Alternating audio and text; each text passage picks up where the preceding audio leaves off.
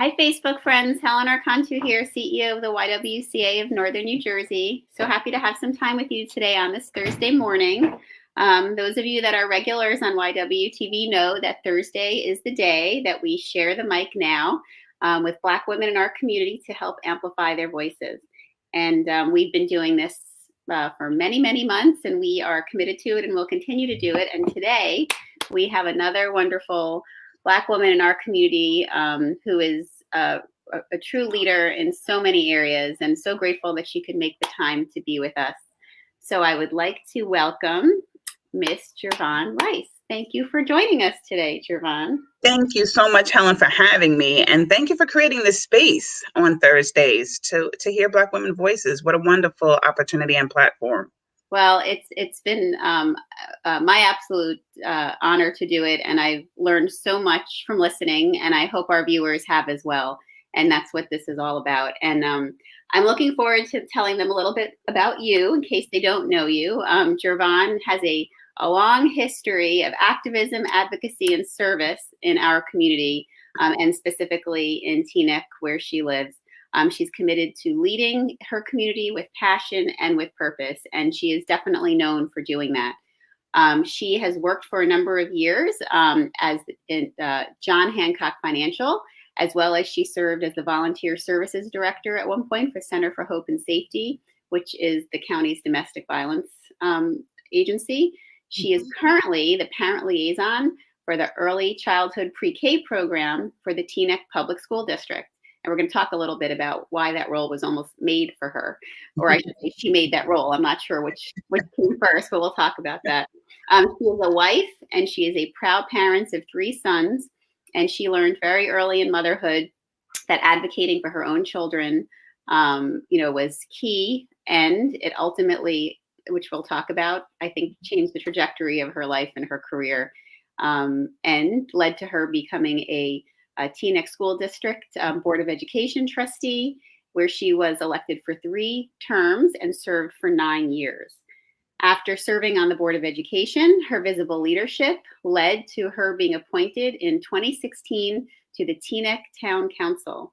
And after the sudden passing of her very dear friend and mayor, Lizette Parker, she got to be in that space and, serve in her honor for sure. This was followed by running a very successful campaign and being elected in 2018 as the top vote recipient of over 700 votes, where she served as the only female council member until July 1st of 2020, where she remains the only Black woman that is a council member, and I think the only Black person as well. Is that correct? So correct. In both categories. Gervonn joined Jack and Jill of America, Inc., Bergen Passaic chapter in 2009. She is a member of the Christian International Church in Lincoln Park since 1996. She is a graduate of Bergen Leeds in 2017, and she is also a graduate of New Jersey Partners in Policymaking in 2020. She has received numerous awards and acknowledgments surrounding her service, and that includes being named the Mother of the Year by Bergen County's New Jersey chapter of the Lynx. Wow. And what I know about you is you are so far from done. There's so much more to come because of the powerhouse that you are. And I'm just grateful to be one of the many people that get to watch your journey. I'm grateful for you. So Gervonn, thank you again for joining us. And reading all of that, and I know, obviously I know you, so I know at the core of everything is being a mom for you, and and how so much unfolded for you from there. Could you share a little bit about that trajectory and how that started and where it's brought you? Sure. Being the mom of 3 sons, I have, and last name Rice, I called myself as the CEO and chairman of the Rice Krispies Foundation. So I had a snap, crackle, and a pop, with my 3 sons. And, of course, very, very busy and active and trying to keep all that testosterone channeled. Was a very busy mom. And, also having my youngest son challenges at birth, became an advocate as a special needs parent for his challenges. And, his life story, I always start by saying that, he almost died in childbirth. And my prayer for him was, Lord, if you let him live, I'll make sure that his life is worth living, which began my journey of advocacy and, making sure that he had a good quality of life, whether that was just through his education, through his physical being. And he's now 21 years old, a staunch advocate. He's my political analyst, watches CNN and MSNBC every day, and gives me a blow-by-blow as to what's happening in the world as we are continuing his journey. But I learned a lot about and advocating for him particularly, but all of my sons, that this was a lifelong journey, and also making sure that, seeing other parents and sharing resources. I would always say that most of my resources didn't come from doctors and the medical professionals. Learned a lot that it was just a practice, but learned that most of my resources and connections came from other parents, and how important it was for us to network and share resources and share information and support each other along in this journey. And especially having, young men of color, even early on learning that their journey, it's interesting about, the talk and all the things that you have to do to prepare your Black young men for survival. Learned that at an early age, and the backdrop of current events, of course, just shows the importance of that and how it is different to raise young men. I often tell the story about teachers would tell me that, they're so polite. And when I was like, well, yeah, that's to be expected. Why would you mention that as if it's something that needs to be noted? Of course, they're going to be polite. That's how they're raised. But I always chuckled that was such a found notion. I always would wonder if they would all tell all parents that about. I'm here about their academics and tell me about how they're doing in class. I don't need to know that they're polite young men, because often I believe because that wasn't the expectation. But anyway, I digressed. You're right. I guess I say that simply because in the work that you guys do, and I love, your organization and your founding principles, because you have been speaking about eliminating racism and empowering women for so long. I just found this pin recently, Stand Against Racism, that I had when we would support a lot of your ventures. And, I mention that because being a woman of raising sons, that always colors the background. You don't always realize it because you're just living it, but it always colors the background of how you raise your children and preparing them for the world. Well, I appreciate you sharing that. As you know, we had a conversation here early on after George Floyd's, tragic, end of his life. We had a conversation early on with 3 of our board members talking about them raising their Black sons. And, it was, I think, eye-opening for a lot of our YWTV viewers, because, as a white mother, it's not something that I have to think about. They're not conversations that I have to have with, my son. Different conversations, but we have, but not those. And it's important for us to understand that. I'm also thinking about, obviously you've been such an advocate for your sons through the education system, and obviously you ending up on the Board of Education as you learning to use your voice, on their behalf from, them being young and all the way through. And then, your son obviously having special needs and having to advocate within that system as well, which, for any parent, that's a very difficult system here, anywhere, but here in New Jersey as well. Certainly. What can you tell us a little bit about that system? Because I don't think we've talked a lot about the system for special needs children, systemic racism in any way. We've touched on the education piece, but no one's talked about that because we haven't had anyone that's had that experience yet. So I'll start. As most recently, I just completed a course, New Jersey Partners in Policymaking, which addresses particularly special needs in education, housing. And I just completed that course last year as we started outside of the pandemic and completed in the pandemic. So that was just very recent. And, of course, there were a few people of color, particularly in that class, but being that that mom and learning about advocacy, you're advocating for that space about special needs, but also seeing, making sure that people realize that it's multiple challenges, I'll say, that you're working with. You're dealing with having, racism or advocacy for your race, in addition to being differently able. And I think oftentimes I would find in advocacy, a lot of people would be in denial or didn't want to accept it because, we don't want our children to be labeled as it was. You have the stigma attached to being a young man of color, and then to have to add the stigma of having a learning disability or learning differently.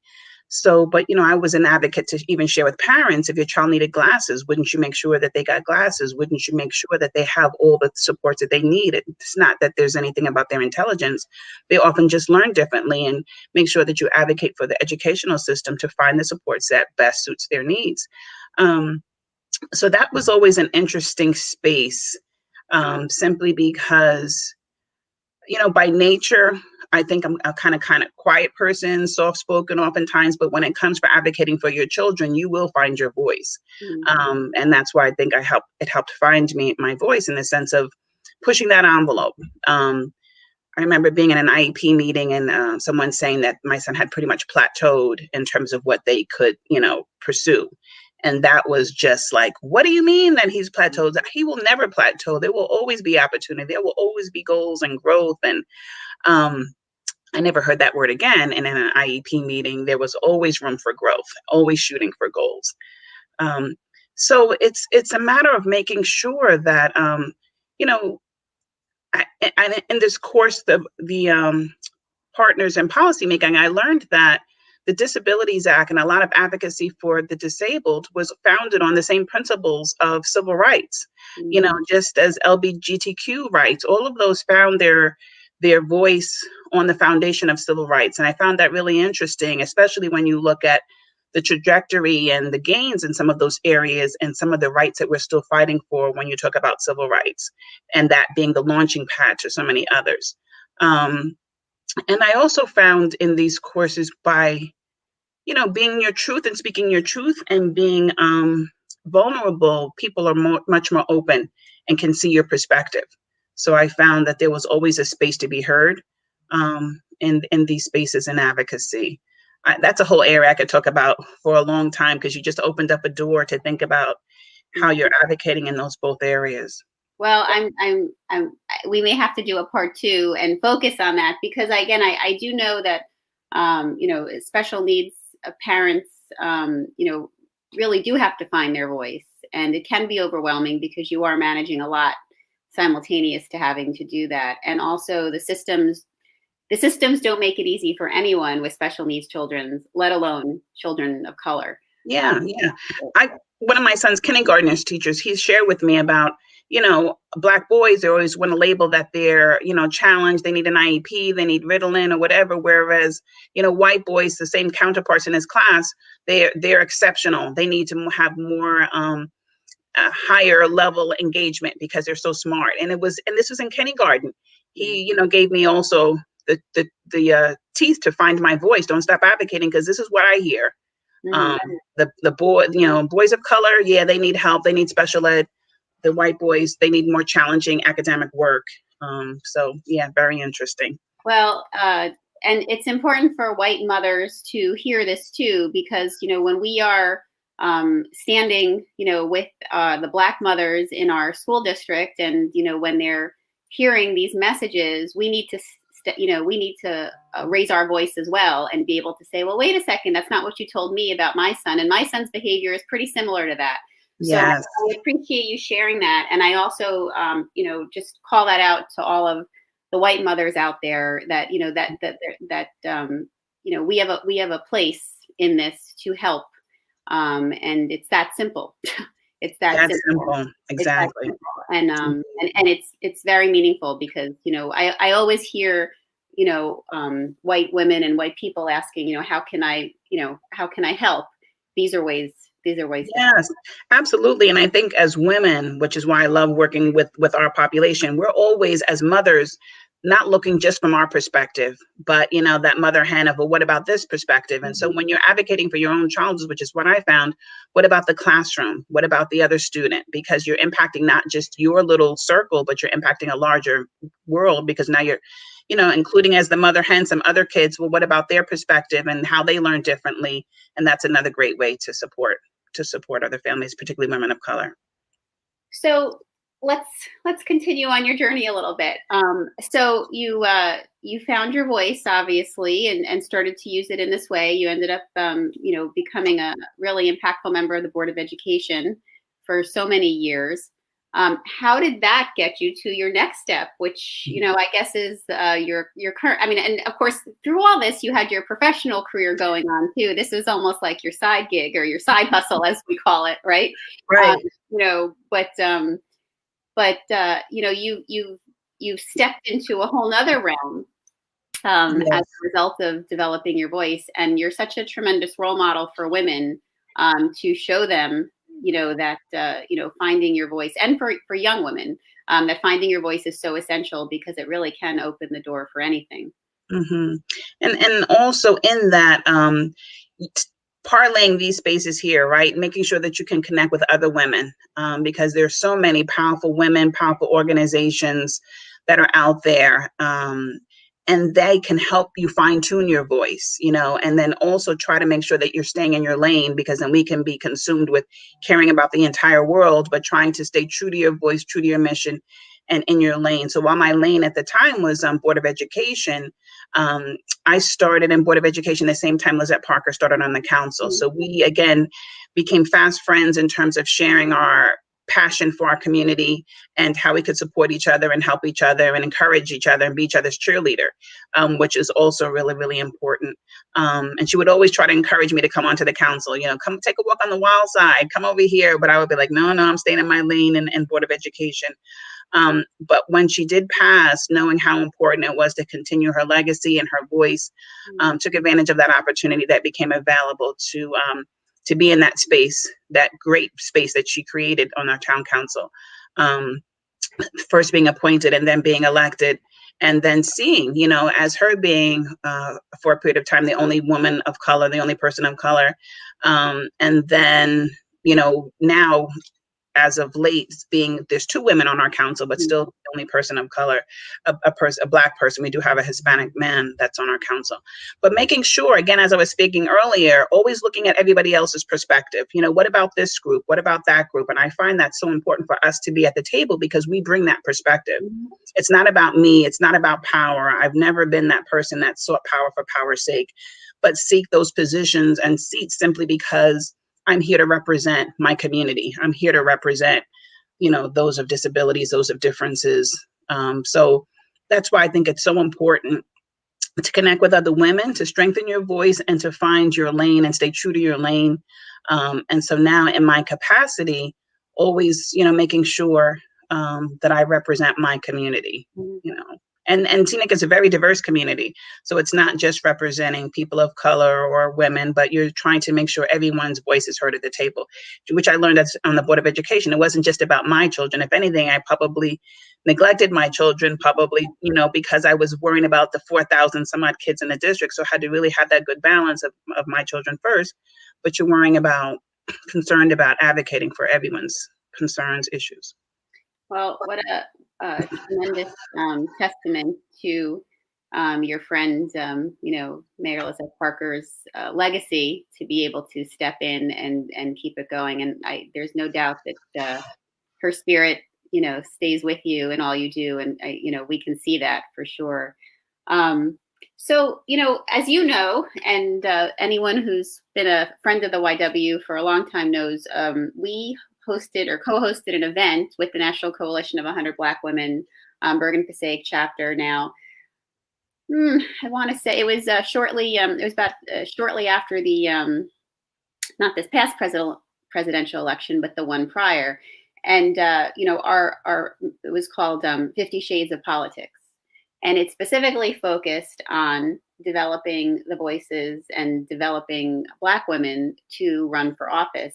And I want to share with our viewers who don't know, Gervonn does know this because she was there. The reason that we at the YWCA felt so strongly about hosting and co-hosting that event was because prior to that, we did an event about getting more women to run for office. And as I was looking across our county of Bergen to find panelists to be on our discussion, it was disturbing how few women of color and Black women were in office in Bergen County. And when I say elected office, I am talking about Board of Educations. I am talking about, planning boards and councils. And it was clear to me at that time when I put together that event, and actually that's how I opened the discussion at that event, which was a packed event of over 100 women, that we would be having a follow-up event to just focus on that, because that's what, putting together that event really put a spotlight on. So the follow-up event, which was amazing, and we had a powerhouse panel of Assemblywoman Sumter and Senator Cunningham and Senator Gill and our Lieutenant Governor Oliver and Marilyn Davis and Tara Dowdell. I mean, it was, Councilman Ridley from Jersey City. It was one amazing woman after another, came together and shared their story. And we were all very proud of that event, because we really hoped that it planted the seed for you and supported you and others who wanted to run for office. I have to tell you, I subsequently have, obviously been watching women of color and Black women that I know who have run for office. And I've noticed another theme, which I think is now going to be our part 2 of our event discussion, which is, we've said what we needed to kind of push women to run for office. But once they're there, once you do have the seats, and we don't have enough women that have those seats yet, but once they have those seats, are they really getting the support? Are they really embraced fully by the voters, by the communities, by the, to be able to flourish? Are they getting the funding and the donations that they need to be able to run for office? Are they getting the support on their councils to get the key leadership roles within, those appointments? These are the things that, as I step back and look at, we need to do so much more work on. So, and that's just one woman, one white woman who's standing on the sidelines thoughts. But I can imagine you living the experience, as one of, the Black women that, we're so proud, that have stepped into a important role in a community. How are you feeling? How are you feeling, post that conversation, to this time? Yeah. And in general, or specifically, I'm not trying to put you in any, put you on the spot, but I guess I am. I just, we talk about systemic racism in so many ways. Even if we get over one hurdle, there seems to still be so many others. Exactly. It's like, you never feel like you've arrived, just to be able to sit in the seat, and it's like, oh, yay, we've got the seat, but then to sustain it. And I share with them, campaigning is the sprint, and sitting in the office and the seat is the marathon. And you have to have this sustainability to do so. And why your village is so important. I surround myself with other women, just became a member of Delta Sigma Theta Sorority Incorporated, and, an organization of Black women where I do find a lot of support, community members that I stay connected with, moms stay connected with, because it is very challenging. You'll get a lot of support. And then once you get elected and you're there and you're like, where is everybody? It is lonely. And it's interesting because we had this conversation and why it is so necessary for that level of support. I think I reached out to you one day and I was just like, Helen, help. Because, once you're there, it's also almost like, colleagues or other folks check the box. It's like, okay, we've done our due diligence, we have our token person or whatever, but then to sustain in terms of real leadership, and making sure your voice is heard. I started to wear my Women for Progress, I'm Speaking Kamala sweatshirt this morning, because it's kind of almost, you have to remind people, not even just when you open your mouth, but to kind of broadcast on your chest, I'm speaking, my voice is heard. And, I'm sure you've probably seen or heard other people talk about, I've said something and it doesn't resonate, but someone else can say the same exact thing, a male, particularly a white male. And then all of a sudden it's like, revelation. And it's like, I just said that like 20 minutes ago, but, not always being heard in those spaces, being supported in those spaces, particularly financial. It's challenging. It's really hard because you still have a life, still have a full-time job. I was just sharing with some friends about the importance of my seat is up again in 2022. So fundraising, looking for those opportunities to raise funds, and, looking at other opportunities where there's a need for a voice, or just supporting other women. I'm an open book. So in terms of anybody wanting to find out how I've gotten here, as you shared, thank you for sharing my story. But, supporting other women that are interested in holding space and speaking their truth and moving the needle. And the other thing is, not because as I shared, not for power's sake, but you have to sit at these tables and understand the rules of engagement to be able to move the needle to get to other spaces. So understanding this was the seat to make change, that's why you sit there, but making sure, even if you don't have other people sitting at that table, folks leaning in and leading from the outside. Which is what I'm reading the book by Stacey Abrams now, right? Leading from the outside, and finding that there's so much strength in that as well, as we partner, and how you can support those women in those seats. Just the simple things, of making sure that their mental health is good, self-care, because you don't always have folks that you can talk to that are concerned about all the other issues that you're concerned about. You don't want to overwhelm people about, these issues either. But I have a particular mentor, Dr. Henry Pruitt, who recently retired from the council, and he is my go-to person in terms of, having that ear to speak about any of the issues that I'm concerned about in the town. Because, oftentimes other women are just dealing with whatever else, their jobs, in addition to families. This whole other ancillary piece is not as always, something else that they can fit on their plate. Yes. And didn't he just had a he just had a street naming? Yeah. We did a big to-do about that, so just to have a street named after him. A lifelong legacy of advocacy. Him and his wife, both. Both of them are my mentors. I'm their mentee. So much wisdom to be gained for a lifelong of advocacy. And even as doctors in their profession, they have so much to share about, their journey and dealing with racism and handling it with grace, and just keeping pushing the envelope and not letting that hinder you. Yes. Well, I appreciate you sharing that, because I concerned, and I there's been, over the last few years, a few times I've sat in a room and listened to a woman that ran for office, for the first time. And some of the women were white women, some of the women were Black women, some of the women were women of, other races, and hearing their struggles. And it didn't have to do with party, it had to do with their gender and what they were experiencing, and for many of them, their race and what they were experiencing on top of their gender. And it really, it really struck a chord in me that, we can't just push women to run for office. We need to continue to stand behind them and with them and next to them, every step of the way, because, there's a lot more to all of this. And, you raised money, money is needed for a campaign.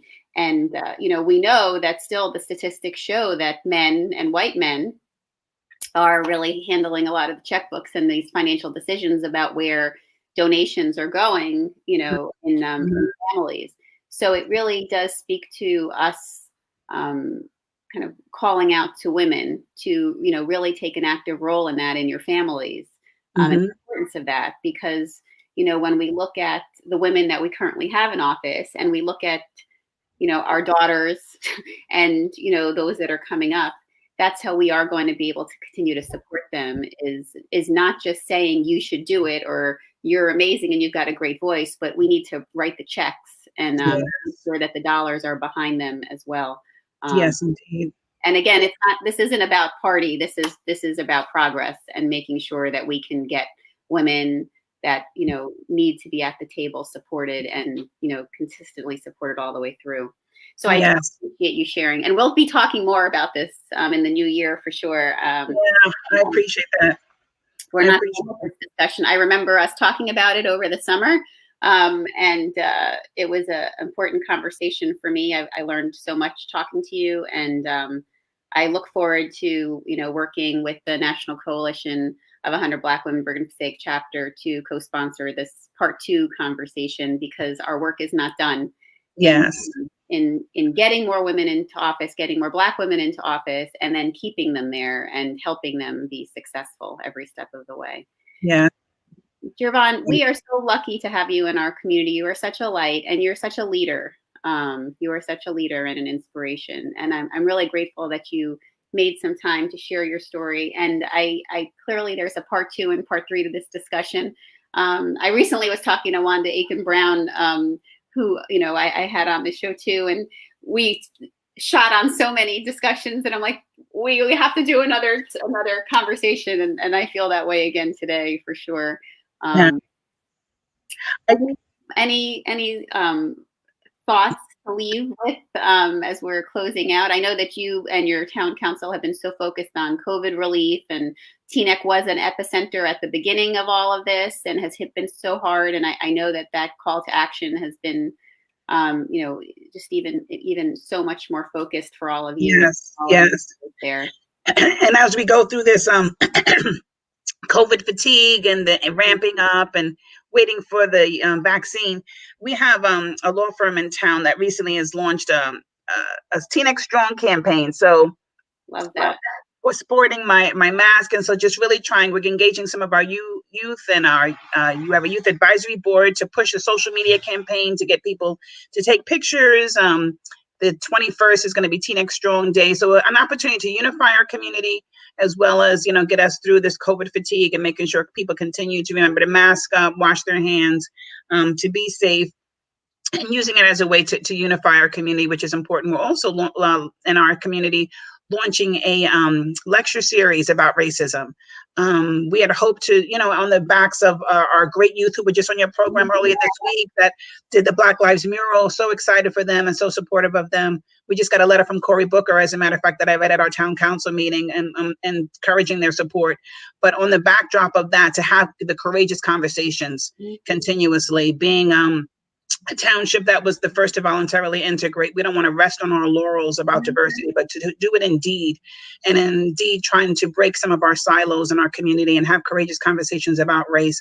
Growing up here, being in Teaneck my entire life, I know that being raised where you had a respect and value, and new persons who are outside of your race, outside of your religion, helped create the person that I am. And I saw what that did for my sons, that they're global citizens, have friends of all walks of life, and are ready for the world. And I believe in that philosophy and want to continue to perpetuate that here in town, in Teaneck, and realize that it's still a lot of work. You've never arrived. So I'm working with a lot of great women in our community. We have groups like Teaneck Women Together, my sorority, the Coalition of 100 Black Women, and excited for the work that we as women are going to do as we lean into this opportunity to have these courageous conversations and take us to the next level. Well, I know that you can count on the YWCA of Northern New Jersey to stand with you and co-sponsor those events in any way and help support, get the word out on them. We believe strongly in what you're doing, and grateful you're there. And I must do a shout out again to my wonderful guests that were on here on Tuesday. And I know that evening there was a town council discussion. We definitely want to see that mural become permanent, but very happy to hear that it's been extended until April. Yes. Sure. But yes. We need some support in April. We'll be looking for you. We'll be calling you up and saying we need to push that envelope, because it does need to become a permanent structure. It absolutely does. And for any of our viewers who did not get to see that conversation, which was so powerful, such amazing young people in the community and such a wonderful leader working alongside of them, please, you can see it on going to our Facebook page and just scrolling up a few. It was our show this past Tuesday. It's also available on our racial justice page of our website and on our YouTube channel. It was a wonderful conversation and such an inspiration. Really so inspired by the young people of Teaneck and their passion and their professionalism and their action.